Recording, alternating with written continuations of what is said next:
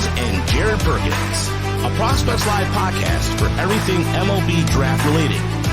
Join us as we discuss the biggest stories from college and high school baseball, bring you interviews from your favorite draft prospects and college coaches, and break down live looks at Prospects Live analysis across the nation.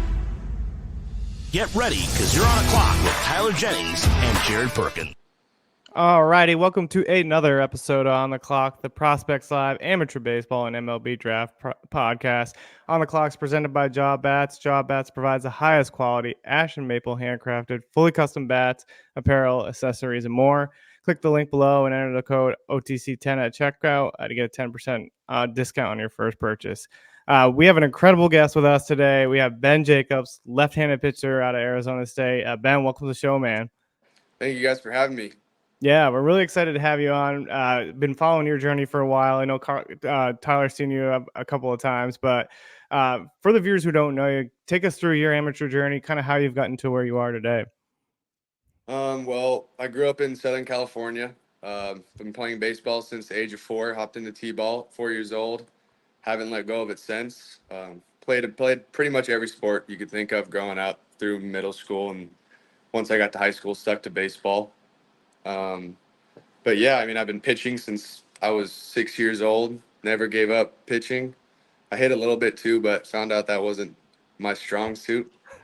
My high school coach found that out at least when I got PO'd, but I knew that pitching was my strength, so just kept working at it up until now, and here I am today, and I couldn't be more grateful.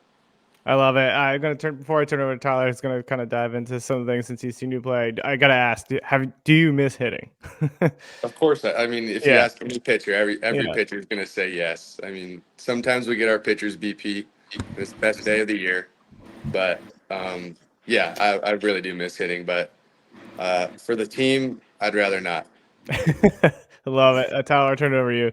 Here's what you need to do. I think there was an LSU player a few years back in the SEC tournament that liked to Pulmonary to hit, and he hit a game-winning double. You should do that. I remember that. I can't remember the pitcher's name, but that was one of the greatest moments I've ever seen. But it's funny. Now going into some of the summer stuff, you came to the collegiate national team and was one of the best pitchers on the staff this summer. Kind of just explain to me what that was like for you and what you've taken away from that. What has changed for you since coming to Cary and getting back to campus? I mean, that experience was surreal. It was a dream come true. I've had that dream for as long as I can remember, to play for Team USA, as well as everyone else does. But I mean, the day I got that call, I was jumping up and down in my room. I mean, I couldn't stop smiling. It's an absolute honor to play for our country and wear the USA across your chest. But I mean, the main takeaway that I had from going out to Cary and playing for that team was seeing the raw talent around the country and how good these guys are that I was playing aside. I mean, the whole time I was just picking guys' brains, learning as much as I could, learning pitch grips, trying stuff out, mental cues, maybe approaches to certain hitters. But I mean, I learned more than I could have ever imagined after going there. It was an unbelievable experience. I had the time of my life, made some lifelong friends that I'll probably be playing with for a long time in the future. But I mean, yeah, it couldn't have gone better. I loved it. I made so many friends that I love right now, and it was amazing. Is there any one tip that kind of stands out to you from anybody on the team? Like, because I know you're throwing a splitter now, and that was probably the best pitch you had besides the fastball. Was there anything you kind of learned on that coming in? The splitter was actually, I developed a lot of confidence with it this summer. I threw it more than I ever have this summer in the Cape and at USA. Like throwing it to lefties more often, throwing it in 1-0, 2-0 counts, because I've gotten a lot more confident with them, been able to throw in the zone more. But something that I maybe learned from other guys was Anthony Ianson I played in the Cape with, and he played at USA, and we became really close. He's one of my really good friends now. But I'm sure you guys have seen his disgusting curveball. Yeah. But he I definitely got some tips and tricks with the curveball and how he's pretty routine oriented before start, and I kind of took some things from how he likes to warm up and prepare for a game, even though it's different for everyone. But it's still nice to see what gets these super high level guys success. And I could always get better. There's always someone that's better than me, and it's definitely worth learning from guys like that. That's the right mentality right there. Now, I do want to ask this because I remember high school Ben Jacobs at Huntington Beach. NHSI, you faced Gavin Turley, Rock Kowalski, and I think Josh Tiedemann in that Hamilton lineup. Going back to that start, first time in Cary, what have you taken from that since? Like that was maybe one of your first experiences on a national stage. How has that helped you grow into the pitcher that you are now? I think that my main thing growing up and up until now was it was all mental. It was big confidence thing for me. I was scared of failure. I couldn't handle failure as well as I do now. But yeah, like being on that stage in that game in North Carolina, it's the first time I'd ever gone over there, played in a big tournament like that against a really good team. Um, I mean, I just went out there and kind of just cleared my mind. I didn't think of anything. I just went out and just pitched, and I had fun. I enjoyed the game, and that's after that game.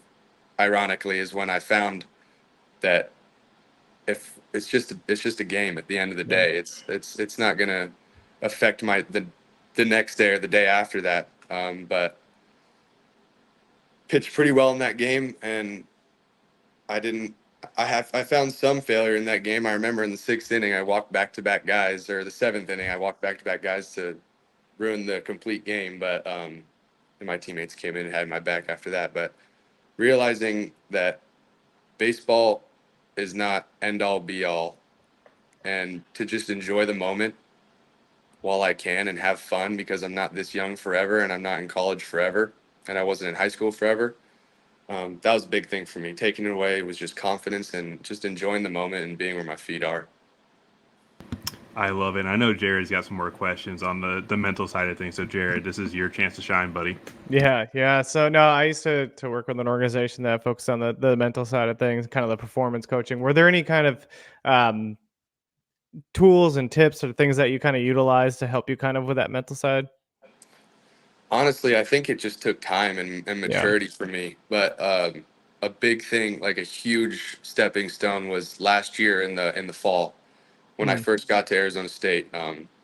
Me and Bloomy are super tight now, and I can talk to him about absolutely anything on or off the field.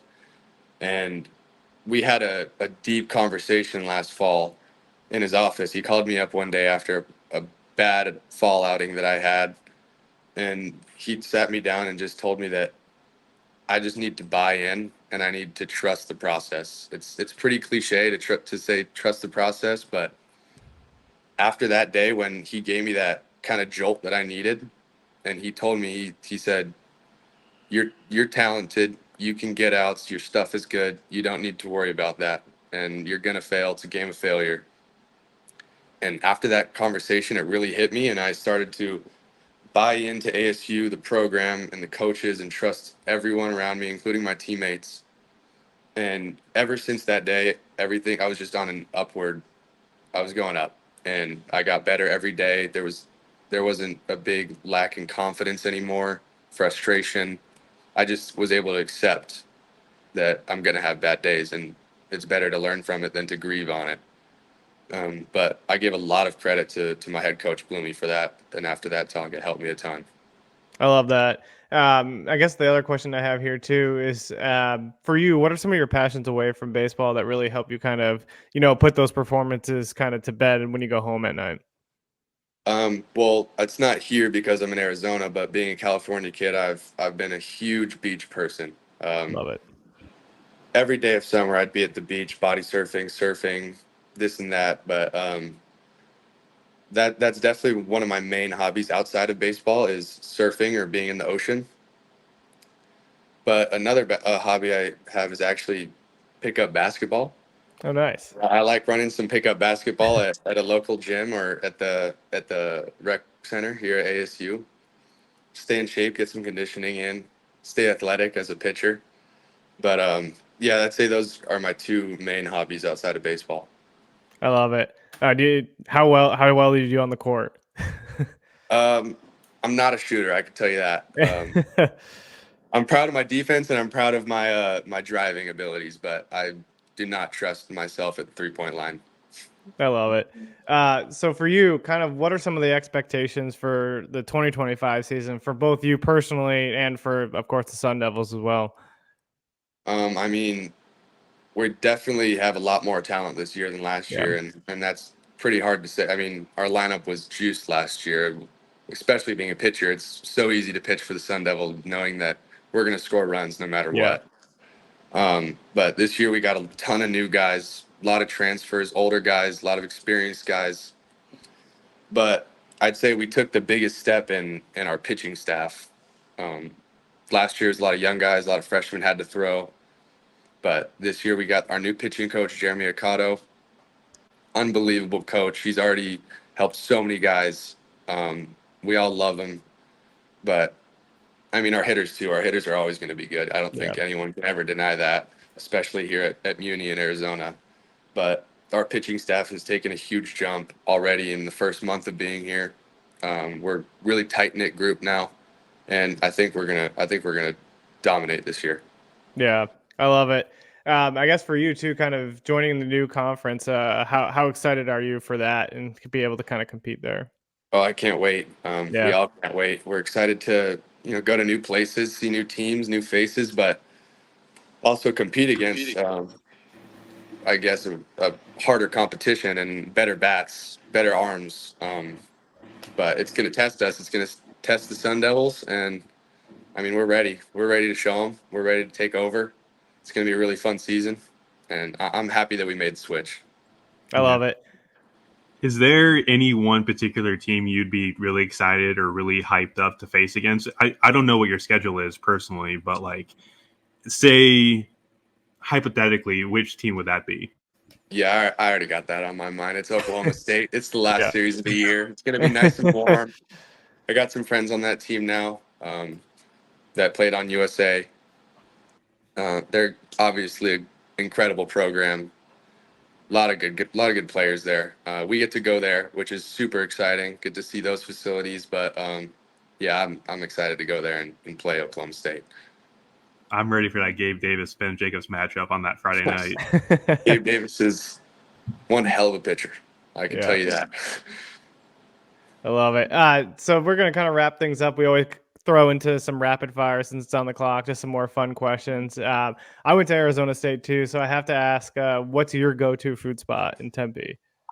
It probably changed since I've I'm been not there. sure if you're familiar, but it's a spot called Taco Boys.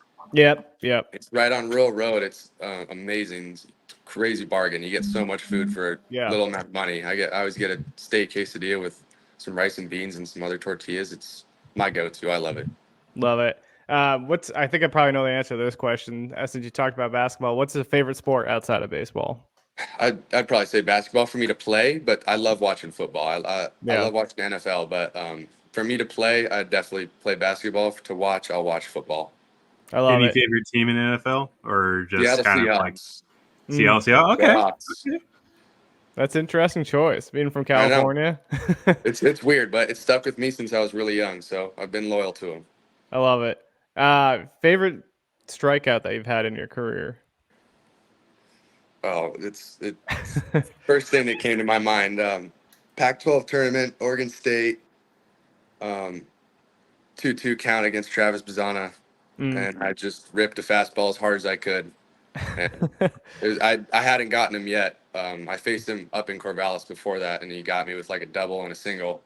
But that felt really good. That was probably my favorite strikeout. Yeah, it's gonna feel good, especially against the 1-1 guy. Yeah. So, next one, if you could name one batter in the MLB that you'd love to face, who would that be? I mean, I got to go with Shohei or Aaron Judge. Yeah. It'd probably be the best feeling of all time to get one of those guys out, two best hitters in baseball. But I'd probably say Aaron Judge. Yeah, Yeah, I love it. Next one is build your Mount Rushmore of pitchers. So you got to pick 4 guys that you kind of looked up to or were your favorite to watch kind of growing up or right now. In the big leagues, Yeah. Yeah.